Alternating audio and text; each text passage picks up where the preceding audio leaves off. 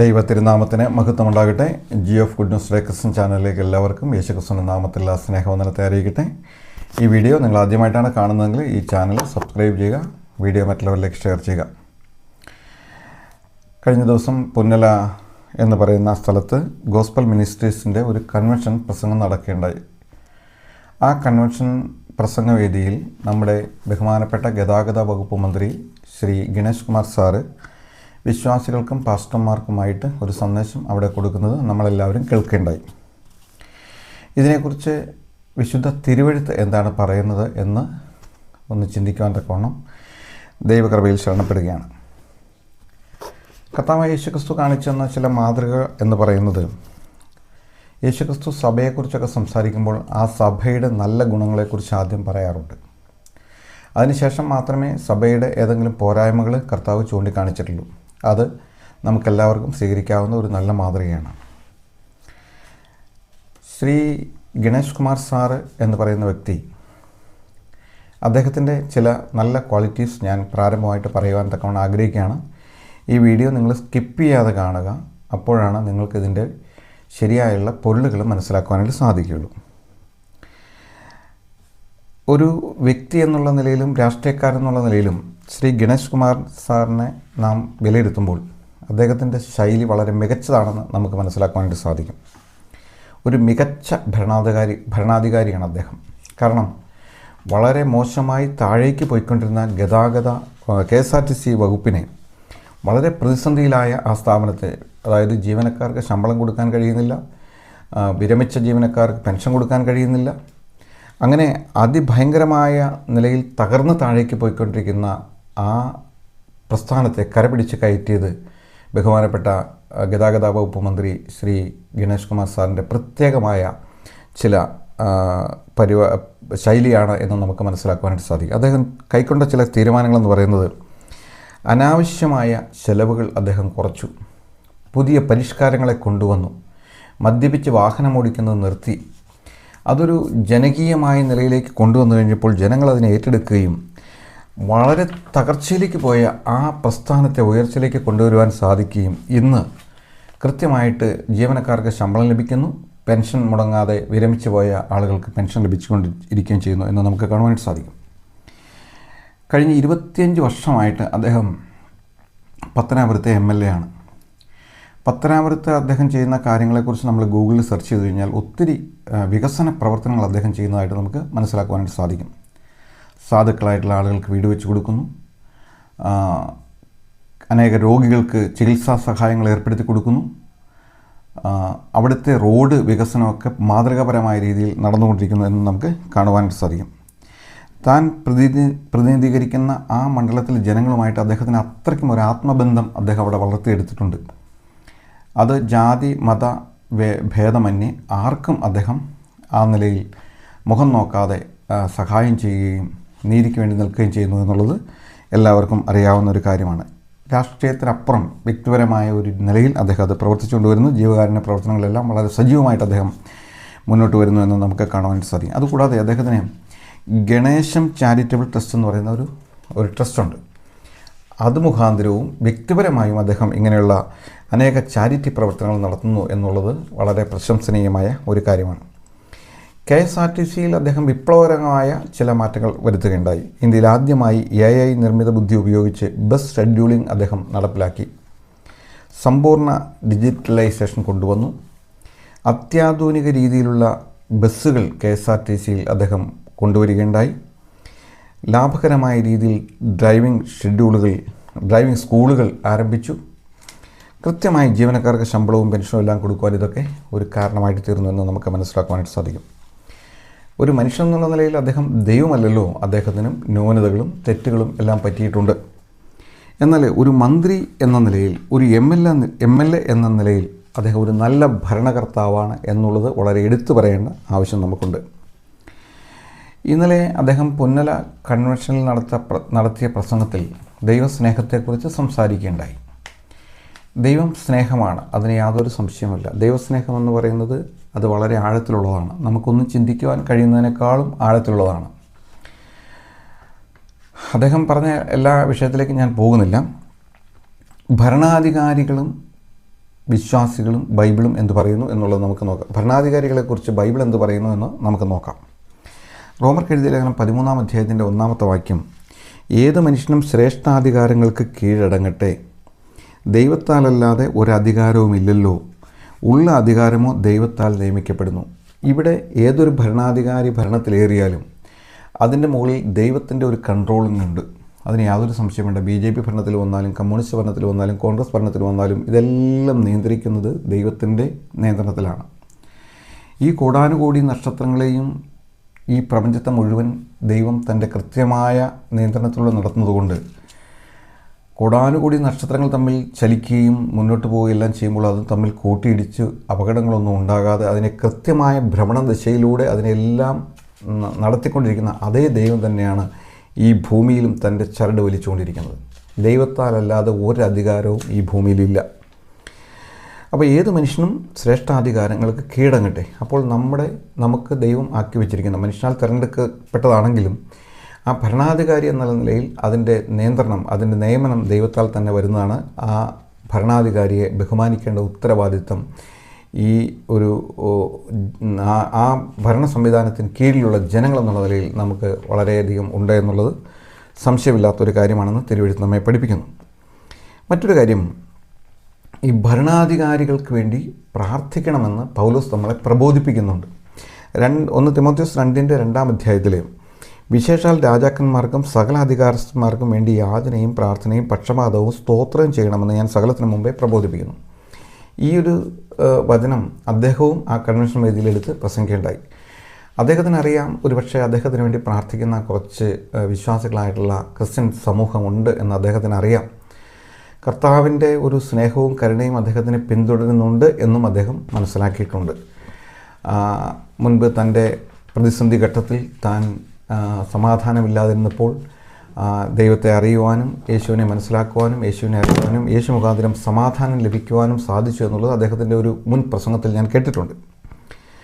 അപ്പോൾ ഒരു ഭരണാധികാരികൾക്ക് വേണ്ടി പ്രാർത്ഥിക്കുക എന്നുള്ളത് ദൈവജനത്തിൻ്റെ ദൈവസഭയുടെ ഉത്തരവാദിത്തമാണ് എന്ന് തിരുവെഴുത്ത് നമ്മെ പഠിപ്പിക്കുന്നു. എന്നാൽ പുതിയ നിയമസഭ നമുക്ക് കാണിച്ചു തരുന്ന ചില മാതൃകകളുണ്ട്. അത് പറയുവാനായിട്ടാണ് ഞാൻ ആഗ്രഹിക്കുന്നത്. അപ്പോസ്തല പ്രവൃത്തി 24, 25, 26 അധ്യായങ്ങൾ നമ്മൾ പരിശോധിക്കുമ്പോൾ അവിടെ ഭരണാധികാരികളെ ഒരിക്കലും ക്രിസ്തീയ പ്രസംഗ സ്റ്റേജിലേക്ക് ക്ഷണിച്ചു വരുത്തി പ്രസംഗിപ്പിക്കാൻ അവസരം കൊടുക്കാറില്ല. എന്നാൽ ഭരണാധികാരികൾ അപ്പോസ്തലന്മാരെ വിളിച്ചു വരുത്തി അവരുടെ പ്രസംഗം കേൾക്കാറുണ്ട്. ആദിമ നൂറ്റാണ്ടിൽ സംഭവിച്ചതും ഇപ്പോൾ സംഭവിച്ചുകൊണ്ടിരിക്കുന്ന തമ്മിൽ വലിയ വ്യത്യാസമുണ്ട് എന്ന് നമുക്ക് കാണുവാനായിട്ട് സാധിക്കും. അവിടെ ഫെലിക്സ് എന്ന് പറയുന്ന ഒരു മനുഷ്യൻ, ഈ ഫെലിക്സിൻ്റെ അടുക്കൽ യഹൂദന്മാർ വരുമ്പോൾ പറയുന്ന ഒരു സ്റ്റേറ്റ്മെൻ്റ് ഉണ്ട്, നീ അനേക വർഷങ്ങളായി ജനത്തിന് ന്യായാധിപതിയായിട്ടിരിക്കുന്നു. അപ്പോൾ അനേക വർഷം തുടർ ഭരണം ഒരാൾക്ക് ലഭിക്കണമെന്നുണ്ടെങ്കിൽ അദ്ദേഹത്തിൽ ഒരു നീതി ഉണ്ടാകണം, ഒരു നന്മയുണ്ടാകണം, സാമൂഹികപരമായ കാര്യങ്ങളിൽ അദ്ദേഹത്തിന് വിശാലമായൊരു ഹൃദയമുണ്ടായിരിക്കണം. ഗണേഷ് കുമാർ സാറിന് അതുണ്ട് എന്നുള്ളതിൻ്റെ തെളിവാണ് 25 വർഷം പത്തനാപുരത്തെ MLA ആയിട്ട് അദ്ദേഹം നിലകൊള്ളുന്നത്. കാരണം അദ്ദേഹത്തിൻ്റെ മണ്ഡലത്തിന് വേണ്ടി അദ്ദേഹം അത്രയും നല്ല കാര്യങ്ങൾ ചെയ്തുകൊണ്ടിരിക്കുന്നു. അതുപോലെ തന്നെ ഏറിയ കാലം ന്യായാധിപതിയായിരുന്ന ഒരാളാണ് ഫെലിക്സ് എന്ന് പറയുന്നത്. അപ്പോൾ പൗലോസിനെ ഫെലിക്സിൻ്റെ അടുക്കൽ ഏൽപ്പിച്ചപ്പോൾ പൗലോസിന് ഒരു ധൈര്യം ഉണ്ടായി. ഇയാൾ ഇത്രയും വർഷമായിട്ട് ഇവിടെ ഭരണാധികാരിയായിട്ട് ഇരിക്കുകയാണ്, അതുകൊണ്ട് ഒരു ന്യായവും നീതിയും നടപ്പാക്കുമെന്ന് അദ്ദേഹത്തിനും അറിയാമായിരുന്നു.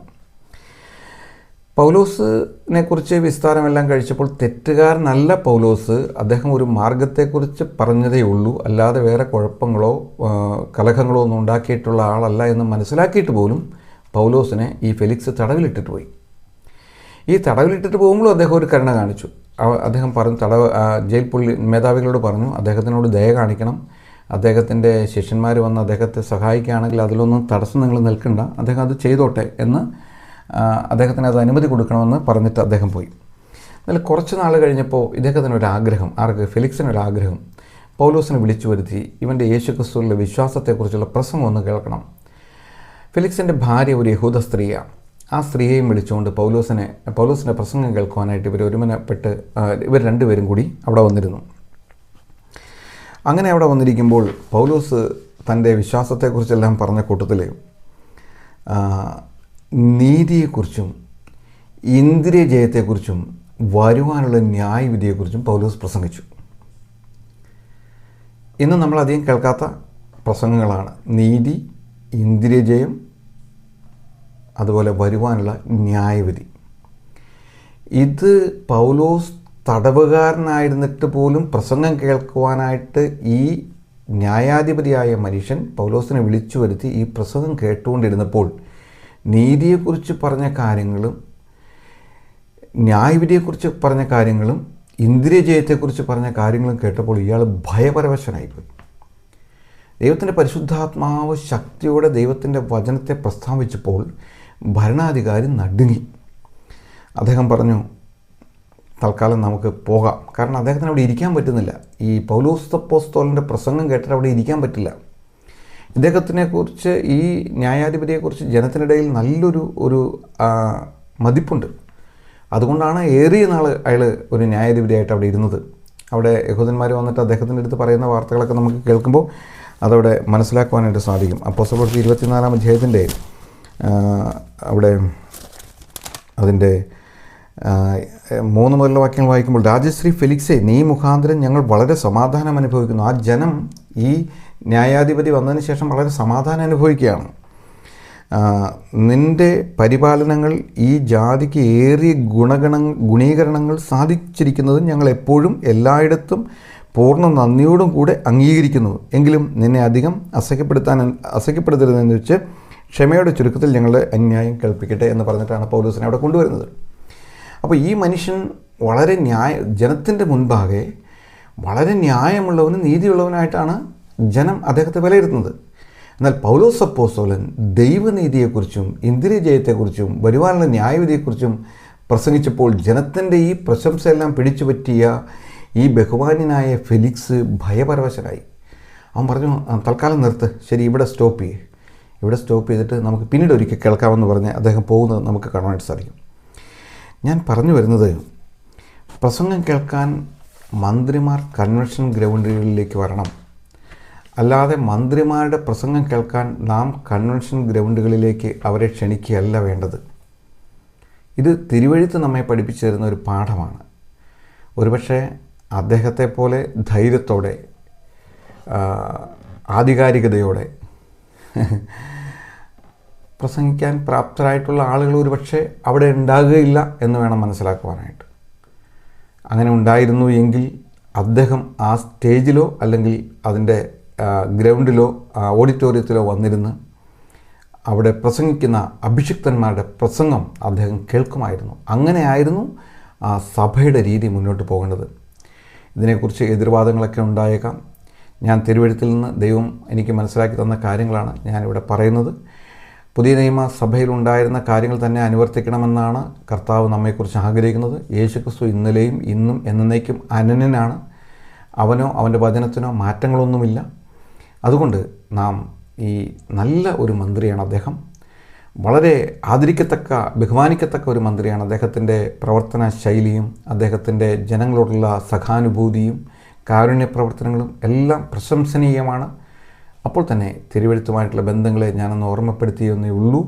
അതുകൊണ്ട് നമ്മുടെ ദൈവദാസന്മാർ ഈ വിഷയത്തിന്മേൽ കൂടുതൽ ചിന്തിക്കുവാനും കൂടുതൽ പ്രാർത്ഥിക്കുവാനും ദൈവത്തിൽ ആശ്രയിക്കുവാനും അധികാരസ്ഥന്മാർക്ക് വേണ്ടി പ്രാർത്ഥിക്കുവാനും അവരെ ദൈവവചനം കേൾപ്പിക്കുവാനുമുള്ള അവസരങ്ങൾ ഉണ്ടാകണം എന്ന് എനിക്ക് വലിയ ആഗ്രഹമുണ്ട്. ഞാനിവിടെ പോണ്ടിച്ചേരിയിലായിരിക്കുമ്പോൾ ഇവിടെ ഒരു ട്രിനിറ്റി എന്ന് പറയുന്ന ഒരു ചർച്ചുണ്ട്. കഴിഞ്ഞ ആഴ്ച ഞാൻ അവിടെയാണ് പോയത്. ആ ചർച്ചിൽ പാസ്റ്ററുമായിട്ട് എനിക്ക് നല്ല അടുപ്പമുണ്ട്. 2000-3000 ആളുകൾ കൂടി വരുന്ന ഒരു സഭയാണ്. അവിടെ ഞാൻ 2 വർഷം മുൻപ് ഇരുന്ന പോണ്ടിച്ചേരി മുഖ്യമന്ത്രി ഇടയ്ക്ക് ആ സഭയിൽ പ്രാർത്ഥിപ്പിക്കുവാനായിട്ട്, തനിക്ക് വേണ്ടി പ്രാർത്ഥിക്കുവാനായിട്ട് അവിടെ വരുമായിരുന്നു. അദ്ദേഹം പോലീസ് സന്നാഹത്തോടു കൂടി വരുമായിരുന്നു. അദ്ദേഹം അവിടെ വന്ന് ഇരുന്ന് ആരാധന നടക്കുന്ന സമയത്ത് ആരാധന അറ്റൻഡ് ചെയ്ത് അവസാനം ആ ദേവദാസൻ പ്രാർത്ഥിച്ചിട്ട് അദ്ദേഹത്തെ പറഞ്ഞു വിടുമായിരുന്നു. ഞാനത് കണ്ടിട്ടുണ്ട്. അതിൻ്റെ വീഡിയോ ഒക്കെ എൻ്റെ കയ്യിലുണ്ടായിരുന്നു. ഇപ്പോഴത്തെ മുഖ്യമന്ത്രി വരാറില്ല. ഇതിന് മുമ്പിരുന്ന മുഖ്യമന്ത്രി ഇടയ്ക്കിടയ്ക്ക് അവിടെ വരുമായിരുന്നു, സന്ദർശിക്കുമായിരുന്നു. സഭയുടെ പ്രാർത്ഥന അദ്ദേഹം ഒരുപക്ഷെ ഒരു വലിയ വിശ്വാസികളുടെ സമൂഹത്തെ കണ്ടിട്ട് അതിൻ്റെ വോട്ട് കണ്ടിട്ടാണോ എന്നൊന്നും എനിക്കറിയില്ല. എന്തായിരുന്നാലും ഒരു ദൈവസഭയിൽ കടന്നു വന്ന് അവരുടെ പ്രാർത്ഥന അദ്ദേഹം സ്വീകരിക്കുമായിരുന്നു എന്നുള്ളത് പ്രശംസനീയമായ ഒരു കാര്യമാണ്. അങ്ങനെ മാതൃകാപരമായ നിലയിൽ നമ്മുടെ യേശു കർത്താവിനെ ഉയർത്തുവാനും യേശുക്രിസ്തുവിന്റെ നാമത്തെ മഹത്വപ്പെടുത്തുവാനും നമുക്ക് ഓരോരുത്തർക്കും ഇടവരട്ടെ എന്ന് ആശംസിക്കുന്നു. നമുക്ക് പ്രാർത്ഥിക്കാം. ഞങ്ങളുടെ സ്വർഗീയ നല്ല പിതാവായ ദൈവമേ, ഈ നല്ല ദിവസത്തിനായിട്ട് ഞങ്ങൾ അങ്ങേ സ്തുതിക്കുന്നു. ഗണേഷ് കുമാർ എന്ന് പറയുന്ന ആ ബഹുമാന്യനായ മന്ത്രിക്ക് വേണ്ടി ഞങ്ങൾ പ്രാർത്ഥിക്കുന്നു. കഴിഞ്ഞ 25 വർഷം പത്തനാപുരത്തിൻ്റെ MLA ആയിരിക്കുവാൻ തക്കവണ്ണം നീ ആ മകന് കൃപ കൊടുത്തതിനായിട്ട് അങ്ങേ സ്തുതിക്കുന്നു. അദ്ദേഹം ഭരിക്കുന്ന ഭരണ സംവിധാനങ്ങൾ, ഭരണവകുപ്പിനെ അതിൻ്റെ ഉന്നത നിലവാരത്തിൽ എത്തിക്കുവാൻ തക്കവണ്ണം ദൈവമേ നീ അദ്ദേഹത്തിന് കൊടുത്ത കാഴ്ചപ്പാടുകൾക്കും നന്മകൾക്കുമായിട്ടും അങ്ങേ സ്തുതിക്കുന്നു. ആ മകനെ നീ അനുഗ്രഹിക്കണം കർത്താവേ. ദൈവത്തിൻ്റെ നല്ലൊരു ദാസനും വൃദ്ധനുമായിട്ട് വരുന്ന ആളുകളിൽ ഒരുപക്ഷെ അദ്ദേഹം കാണപ്പെട്ടേക്കാം. അടിയങ്ങൾക്കറിയില്ല. ഒരു കാര്യത്തിൻ്റെ ആരംഭം മാത്രമേ ഞങ്ങൾക്കറിയുള്ളൂ. ഇന്ന് അദ്ദേഹം ഒരു മന്ത്രിയായിരിക്കും, നാളെ ഒരു അഭിഷിക്തനായിട്ട്, ഒരു നല്ല ദൈവദാസനായിട്ട് അദ്ദേഹം മാറുവാനെല്ലാം സാധ്യതകളുണ്ട്.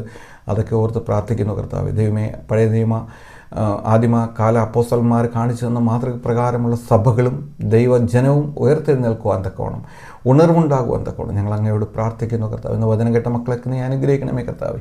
ഇതൊരു ചെറിയ ചാനലാണെങ്കിലും ഈ ചാനൽ സബ്സ്ക്രൈബ് ചെയ്തിരിക്കുന്ന ഓരോരുത്തർക്കും വേണ്ടി പ്രാർത്ഥിക്കുന്നു കർത്താവേ. ദൈവമേ, അനേകരിത് സബ്സ്ക്രൈബ് ചെയ്യുവാൻ, അനേകരിത് കാണുവാൻ, അനേകർ അനുഗ്രഹം പ്രാപിക്കുവാൻ അങ്ങ് സഹായിക്കണമേ. എളിയനായ എന്നെയും അങ്ങ് സഹായിക്കണം, ദൈവകൃപ നൽകണമെന്ന് പ്രാർത്ഥിക്കുന്നു. അവിടുന്ന് നിങ്ങളുടെ പ്രാർത്ഥന കേട്ടതിനായിട്ട് സ്തോത്രം. മുഖത്തെടുത്തായിട്ട് എല്ലാ അടിയങ്ങൾക്കൊണ്ട് ജീവൻ വെച്ച രക്ഷിതാവും കർത്താവുമായ യേശു ക്രിസ്തുവിൻ്റെ പരിശുദ്ധമായ നാമത്തിൽ തന്നെ ആമേൻ.